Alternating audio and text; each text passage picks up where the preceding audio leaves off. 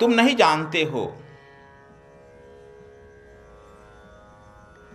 कि आपका चिन्ह जितना अभी प्रत्यक्ष देख रहे हो अपने पिता को, माता को, अपने पुत्र को, इसे बड़ा चिन्ह आपके पीछे जुड़ा हुआ है। जब इस आपके खानदान में आप में कोई भी आदमी साधु बनता है, सन्यासी बनता है, महापुरुष बनता है, तो आपके पीछे जिसको आप जानते नहीं है सैकड़ों पीढ़ियां इंतजार करती है और वहां भी उत्सव मनाया जाता है, देखो मेरे खानदान में यह बन गया।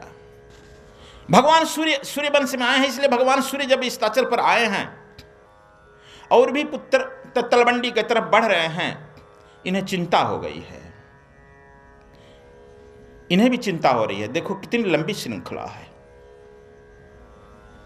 दसम ग्रंथ में उस श्रृंखला के बारे में वर्णन किए हैं गुरु गोविंद सिंह। मेरे ही खानदान में सगर आया था, सगर के पुत्रों को कपिल ने श्राप दिया और पुत्र भस्म हो गए। सगर से लेकर भागीरथ ने तपस्या किया मेरे ही सामने और गंगा का अवतरण हुआ, सगर के पुत्रों को मुक्ति हुई। फिर वो सोचते हैं कि नहीं मेरे ही खानदान में हरिश्चंद्र आया है, और हरिश्चंद्र का क्या दोष था, यही न कि सपने में दान दे दिया, और जब नींद टूटा तो सारे राजपाट को दान दे दिया और दक्षिणा में, दान के दक्षिणा में अपने को बेच दिया और जाकर काशी के नगरी में अपने श्मशान घाट पर कर उसूलने लगा, कफन उसूलने लगा, एक चक्रवर्ती सम्राट। फिर देख रहे हैं कि क्या मैं करूं। मेरे ही खानदान में राम आया और अयोध्या में तैयारियां हो रही थी, राजगद्दी दी जाएगी। मैं सुना, बड़ा खुश हुआ और बड़े धूमधाम से अपने रथ को सजा करके निकला कि चलो अयोध्या में मैं चलूंगा और 10 बजते बजते मैं विराम करूंगा और अपने पौत्र को आशीर्वाद दूंगा, चक्रवर्ती सम्राट होगा। यहां सूर्य भी रुक गया है कि राम आया और कहा कि क्या हुआ, अयोध्या तो वीरान दिखाई पड़ रही है, मेरे पौत्र को गद्दी नहीं दी जा रही है, क्या हो गया अयोध्या में। सूर्य सोचता कहीं मैं भटक तो नहीं गया हूं, कहीं बाहर तो नहीं आ गया हूं, लेकिन फिर पूछता है अपने सारथी से आसपास, कहा कि नहीं अयोध्या यही है, क्या हो गया। तब तक से लोग कहते हैं कि देखिए वो आपका पौत्र दिखाई पड़ रहा है, राम, एक सन्यासी के वेश में, उसकी पुत्रवधू भी एक सन्यासी के वेश में नंगे पांव बाहर जा रहे हैं। सूर्य को असह्य हो गया और सूर्य कह दिया यह तो असह्य पीड़ा हो रही है, भाग चला अस्ताचल को। तुम सोचो कितनी लंबी श्रृंखला से गुजर रहे हो और अपने अस्तित्व को मात्र अपनी अभी इस क्षण में इतने ही बांध लिए हो।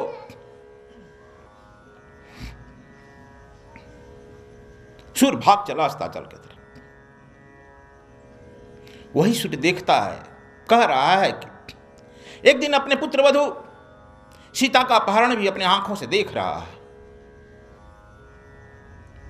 फिर कहता है क्या मेरे भाग में यही लिखा है, मेरे खानदान के पुष्ट दर पुष्ट को यही कष्ट होगा। कहा कि मेरे ही खानदान में आया सिद्धार्थ, वह तो सर्वगुण संपन्न था, सर्व सुंदर था, लेकिन जैसे ही 28 वर्ष जुआ अवस्था में राजगद्दी पर बैठने को हुआ, वैसे ही वह भी राजपाट छोड़कर सन्यास की तरफ चला गया। अब उस दिन भी मैं अस्ताचल को भाग चला और अपने पुत्र वधू को देख नहीं सका। मैं कांप गया अपने खानदान के लोगों को देखते देखते। क्या लिखा है। तब सोचा कि चलो अब राजसी परिवार में मत आवे, इस नानक को तो भेजा गया साधारण परिवार में, एक पटवारी के पुत्र बनाकर। क्या हो गया इसे।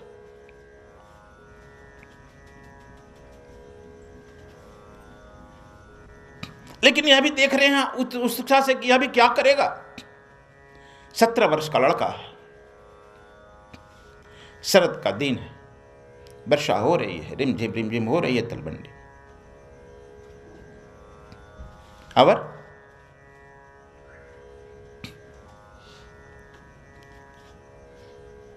ये लड़का भी गुनगुना रहा है अर्धरात्रि को।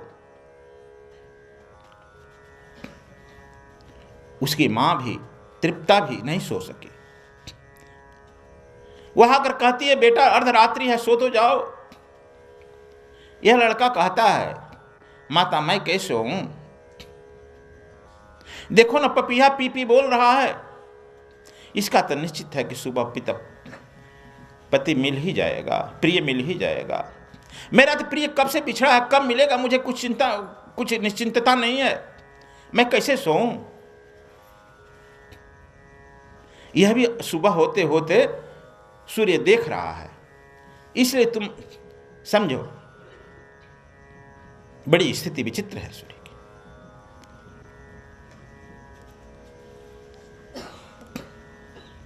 हम सब जुड़े हैं एक दूसरे से।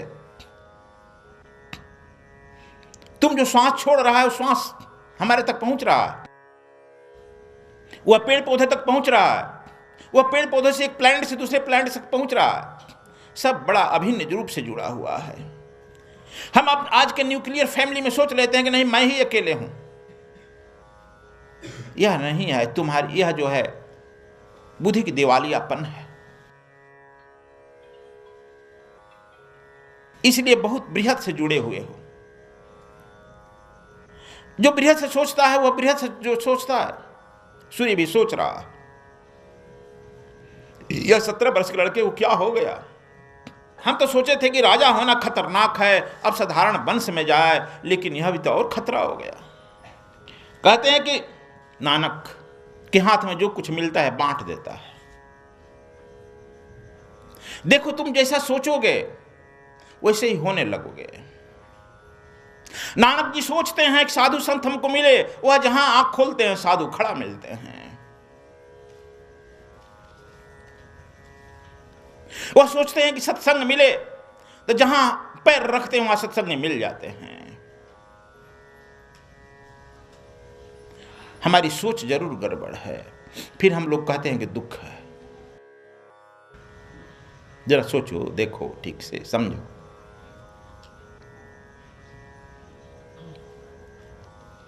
उनके पिताजी भी चिंतित होते हैं। लड़का की बीमारी लग गई है और फिर बीमारी देखने के लिए पंडित हरिदयाल को फिर बुलाया जाता है, वैद्य को भी बुलाया जाता है। वैद्य एकांत कक्ष में जाता है, लड़के को देखता है, अल्लाह वाला लगाकर देखता है, कोई बीमारी समझ में नहीं आती है। वैद्य हरिदास पूछता है क्या रोग है। कहा कि हरिदास जी क्या मैं आपसे रोग कहूं, मैं अपने प्रिय से बिछड़ गया हूं, इसलिए मेरे तो रोग वही है कि अपने प्रिय से मिल जाऊं। वह हरिदास आता है, पैर छूता है, प्रणाम करता है, तुमको जब प्रिय से मिल जाएगा तो हमको भी बता देना। और उनके पिताजी से कह देता है इसके रोग का मेरे पास दवा नहीं है। बाप चिंतित होता है। अक्सर बाप तो वही खुश होता है जो देख लेता है कि मेरा लड़का पकटमार हो गया है, झूठ बोल रहा है, किसी का ठग रहा है। बाप थोड़ा खुश होता है। बाप तब और खुश होता है जब शादी कर देता है, उसकी पत्नी आ जाती है और बेटे को 2 चप्पल लगा देती है। तब बाप जो है उस दिन चादर ओढ़कर खूब ठराटे सोता है कि अब मेरा काम पूरा हुआ। इसीलिए मैं कहा कि वह पिता कालू वेदी मस्तिष्क है, माता तृप्ता हृदय है। और हृदय और पिता दोनों पर धर्म का अवतरण होता है। अब सोच विचार कर चिंतित होते हैं कि अब लड़के को कुछ तो कराया जाए, पढ़ाया लिखाया जाता है। और बहुत सोच विचार कहते हैं कि जाओ कुछ सामान खरीदो और लाकर बेचो, सस्ता खरीदना महंगा बेचना। और दीन दशा देखकर पंडित जी से उसे 20 रुपया दिया जाता है।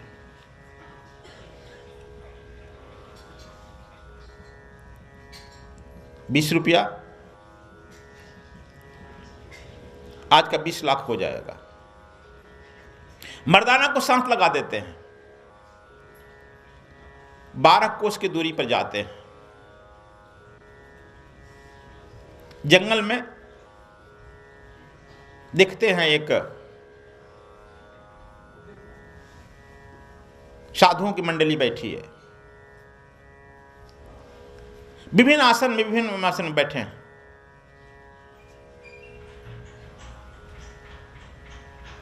नानक जी भी बैठ जाते हैं।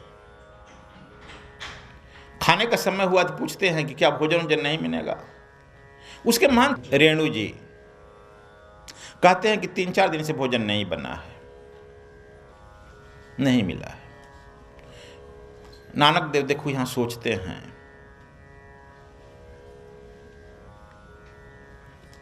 पिताजी ने कहा कि सस्ता सौदा खरीदना महंगा बेचना, इसे सस्ता तो नहीं मिलेगा।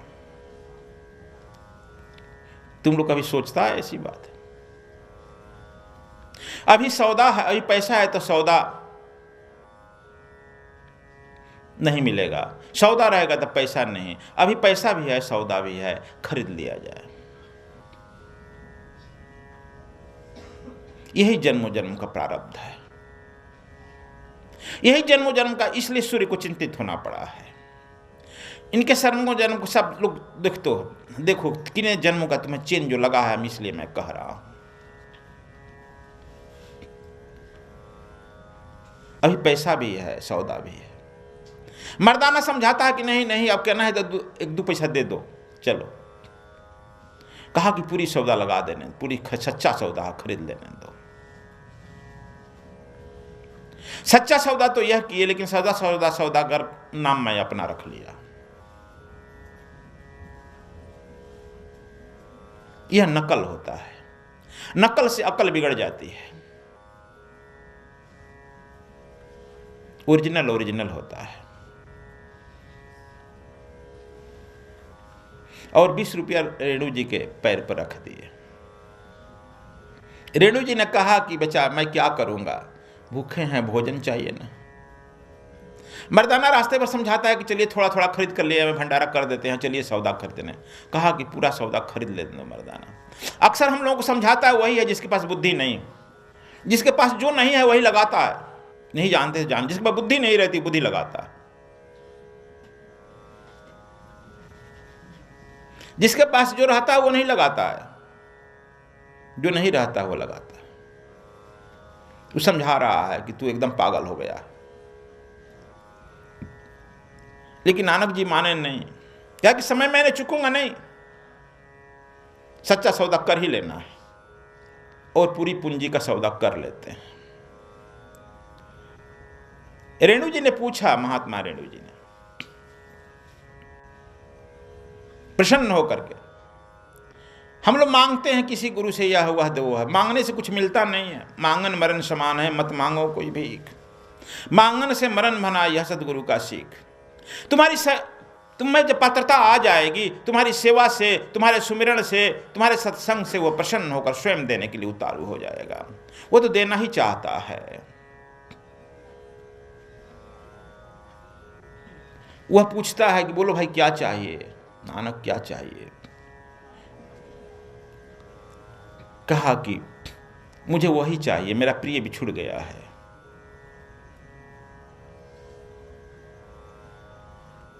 निरंकार वह जो है, रेणु जरूर सिद्ध महात्मा रहा होगा, बुद्ध महात्मा रहा होगा। इनके आंखों में झांकता है, आंखों में देखता है और देख करके कहता है तुम ही निरंकारी हो, तुम ही निरंकारी नानक हो। और यह निरंकार को प्राप्त हो गए, सौदा हो गया। बड़े खुशी से चलते हैं, लेकिन मर्दाना बड़ा दुखी हो जाता है कि पैसा तो लुटा गया, पॉकेट मरा गया। इसलिए भाग करके आगे आगे भाग कर अपने घर चला गया। बिजनेस घाटा लग गया, कौन जाएगा इसके साथ। पता लगा कि मर्दाना भी आ गया है। गए उनके पिताजी, पूछे कि हमारा लड़का कहाँ है। कहा कि मैं नहीं जानता, मेरा साथ छोड़ दिया। घाटा का सौदा कौन लेगा? मस्तिष्क होता है। दौड़ कर देखते हैं, बाहर देखते हैं, देख रहे हैं कि एक घर के सामने थोड़ी दूरी पर एक गड्ढे में ये अपना सौदा मिला रहे थे, आंख बंद कर। हर तक सौदा अलग अलग मिलाया जाता है। ये अपने सौदे को मिला रहे थे, अपने निरंकार से मिल रहे थे।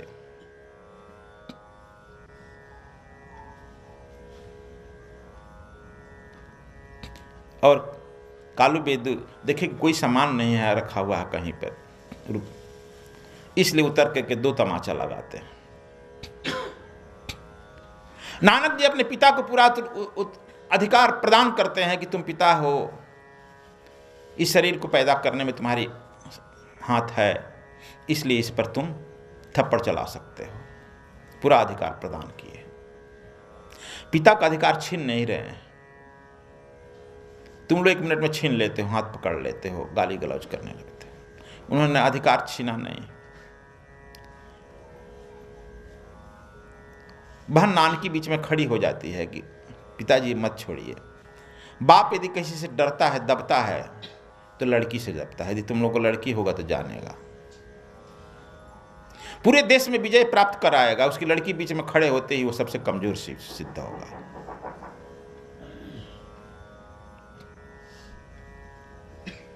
बाप लड़की के सामने कमजोर सिद्ध हो जाता है। उनका मस्तिष्क काम करना बंद कर दिया लड़की खाम होते हुए। यह भारतीय परंपरा की एक विशिष्ट परंपरा है। मैं जसविंदर सिंह, अभी महात्मा हूँ पटियाला से। अभी सतगुरु धाम आश्रम पटियाला में मैं गुरु जी के आदेश से महात्मा के पद पे हूँ। मैंने आज से 8 साल पहले गुरु से जो दीक्षा ली थी, उसके बाद में मेरे जीवन में बहुत से रूपांतरण आए हैं। उनकी इतनी कृपा है कि मैं बयान नहीं कर सकता। मैं उसके पहले पीछे से बोलता हूँ कि 15 साल पहले मैं ओशो फील्ड में भी गया था। वहाँ मैंने सारी उनकी तथाता साक्षी और सारी साधनाएं की, पर उसके बाद भी मेरा मन वहाँ सेटिस्फेक्शन नहीं हुआ। उसके बाद में बहुत सी संस्थाओं में मैं सत्संग में जाता रहा। उसके बाद जब गुरुदेव मिले तो जो आके उन्होंने मुझे बोला कि तुम ये करो, तो मैंने वो किया। तो उसके बाद में मुझे जैसे जैसे उनका आदेश हुआ, मेरे पे बहुत कृपा हुई। मेरे शारीरिक, मानसिक और आध्यात्मिक जीवन में इतना रूपांतरण आ गया कि मैं बहुत ही फुलफिल मानता हूँ, अपने आप को धन्यवादी मानता हूँ कि ऐसी कृपा सब पे बरसती रहे। उन्होंने जो जो कहा, जैसे जैसे कहा, वैसे वैसे होता रहा। और मुझे ऐसे अनुभव समाधि के और ऐसे अनुभव ध्यान के हुए, जिससे मैं कहता हूँ कि आज सतगुरु स्वामी कृष्णानंद जी की जो सोसाइटी है, जो संस्था है, उससे अगर आप जुड़ते हैं सतगुरु से, तो ही आपका भला हो सकता है। बाकी इस जीवन में बहुत सी ऐसी अभी संस्थाएं हैं जो ये कह रही हैं कि हम ध्यान, समाधि और सब करवाते हैं, पर वो लेके नहीं जा पाते। मेरा ये पर्सनल अनुभव है कि यहाँ आके जो उच्चतम श्रेणी में आप प्राप्त कर सकते हैं, वो कहीं भी प्राप्त आप कर नहीं सकते। इसलिए मैं कोटि कोटि प्रणाम करता हूँ गुरुदेव को। बोले सतगुरुदेव महाराज की जय।